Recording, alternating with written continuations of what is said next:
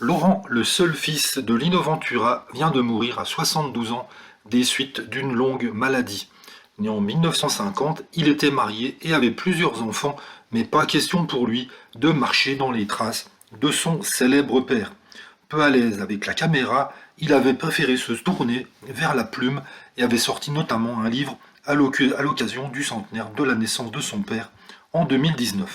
Il laisse dans la peine sa femme, Marie-Laure, ainsi que sa sœur Clélia.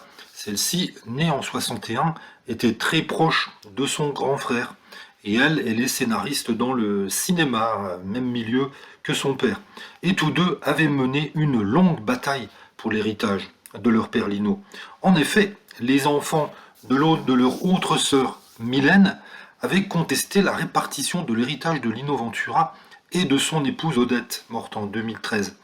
Pour eux, en effet, leur oncle et leur tante avaient pu profiter de plus de 600 000 euros avant même la mort de la femme de Lino et avaient profité d'un héritage à sens unique.